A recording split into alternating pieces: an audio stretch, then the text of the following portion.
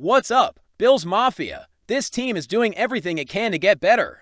From minicamp reps to off-season acquisitions, the Buffalo Bills are fully locked in on returning to the top of the AFC, and maybe even bringing home that long-awaited Lombardi Trophy. The focus is clear: refine, reload, and rise. Before we dive into today's major storylines, a fierce cornerback battle brewing between Tre'Davious White and rookie Maxwell Hairston, plus the baffling snub of head coach Sean McDermott in national rankings. Make sure you pound that like button, subscribe to Buffalo Beat News, and drop a comment to let us know you're riding with the Mafia all season long. The Buffalo Bills are facing one of the most underrated, yet critical roster decisions of the 2025 preseason. Who's going to start opposite Christian Benford at outside cornerback? Benford, fresh off a new multi-year deal, has solidified his place in this defense. Teron Johnson, lock it and he's the nickel king, but that second perimeter corner, it's wide open. And leading the race to very different stories. One is Tre'Davious White, a former All-Pro and fan favorite returning for a second chapter in Buffalo. The other, Maxwell Hairston, the rookie first-round pick out of Kentucky with blazing 4.8 speed and huge upside. According to The Athletic's Joe Buscaglia, these two are the clear frontrunners in camp, and the coaches are watching every rep closely. Let's talk about Trey first. Bills fans know what this man meant to the defense for years. He was the lockdown guy, the anchor. But after multiple injuries and a short stint with the Rams and Ravens last season, the 30-year-old is back in Buffalo on a one-year, $2.2 million deal. Here's the thing, Ter's not here for a farewell tour. He wants to prove he can still play at a high level, and if OTA letters were any indication, he's got that hunger again. He brings experience, trust, and that classic Tre'Davious White grit. The only question is, can his body hold up for a full season? McDermott and Bean wouldn't have brought him back if they didn't think he had something left. But they're not handing him the job, far from it. Then there's Maxwell Hairston, Buffalo's first-round pick and maybe the most electrifying athlete in the entire 2025 draft class, clocking a 4.8 at the combine. Hairston was drafted 30th overall, a clear sign that Buffalo saw a long-term starter in the making. While his 2023 college season at Kentucky was cut short by injury, Hairston still racked up 5 interceptions and 6 pass breakups. The kid has ball skills, swagger, and a nose for the football. Is he raw? Yes. Is he inexperienced? A little, but Hairston's ceiling, through the roof. If he wins the job outright in camp, it would speak volumes about his development and signal a real shift toward youth in Buffalo's secondary. Now, let's not completely count out the others. Dane Jackson is still on the roster. He's solid and dependable, but doesn't have the ceiling of White or Hairston. Dorian Strong, a 6th-round rookie out of Virginia Tech, has flashed in camp, but it's a steep climb to leap the starters by week 1. This is a two-man race, and it's about to heat up when training camp kicks off next month. With Kyer Elam traded and Russell Douglas not re-signed, the Bills need someone who can hold their own across from Benford. And if they get that guy, this secondary might just go from suspect to shutdown. Let's be real, Buffalo's defense needs this battle to result in a winner. Last year, they ranked 24th in passing yards allowed, not exactly elite, and with Tua, Mahomes, and Lamar Jackson all lurking in the AFC, the Bills can't afford to have a weak link at corner. So whether it's Trey with his veteran savvy or Hairston with his elite upside, one of them has to hit, and if they both ball out, that's a great problem to have. Now, let's switch gears.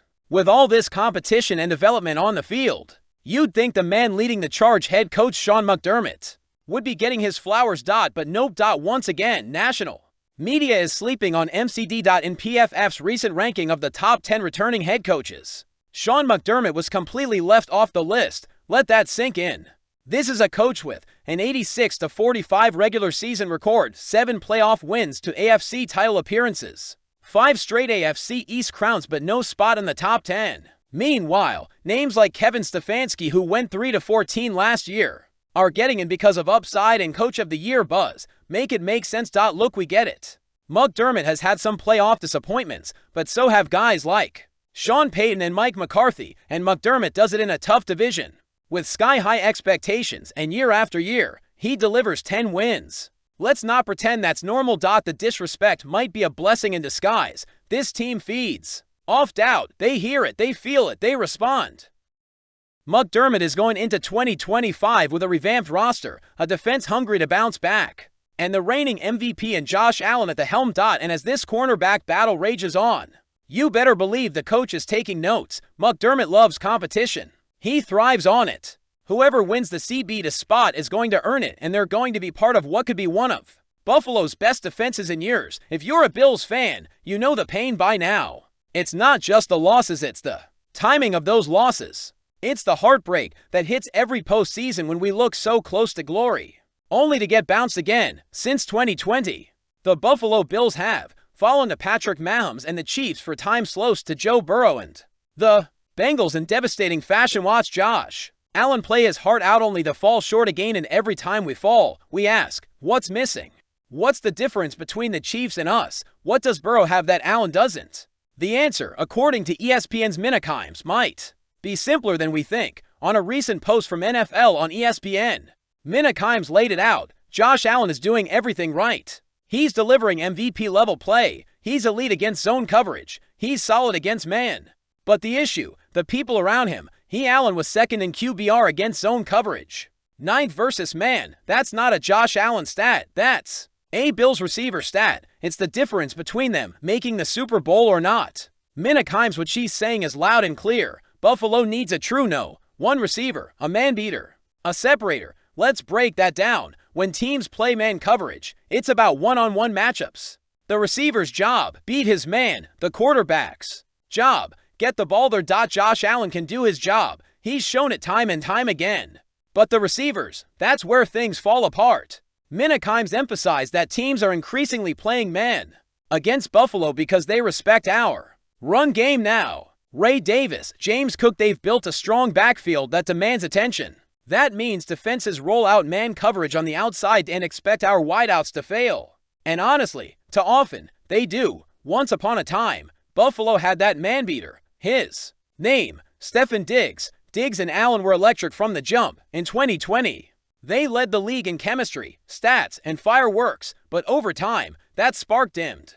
Frustration built. And by April 2024, Diggs was gone, traded to the Houston Texans. Since then, we've had guys step up. Khalil Shakir has flashed. Curtis Samuel is a solid vet. Keon Coleman is a promising rookie, but none of them, not yet, have shown they can be the guy. The question looms large. Is that no one option already in the building, or do we need to go get him? Look around the league. Mahomes has had Travis Kelce, a Hall of Fame caliber tight end who's deadly in man coverage. Joe Burrow has Ja'Marr Chase, who might be the most dangerous one-on-one receiver in football. Even Jalen Hurts in Philly has A.J. Brown. Lamar Jackson just added Zay Flowers and Devontae Walker. Justin Herbert, Quentin Johnston, Josh Palmer, and now Ladd McConkey. Every Super Bowl contender has that guy. And for all of Josh Allen's brilliance, and trust me, there's plenty, he's missing that safety blanket. That guy you look to on 3rd and 8. That guy you go to on the goal line. That alpha receiver who wins even when covered. So what's the solution? What can Brandon Beane and the front office do? There are 3 paths here. Internal development. Cooled Khalil Shakir become that dude.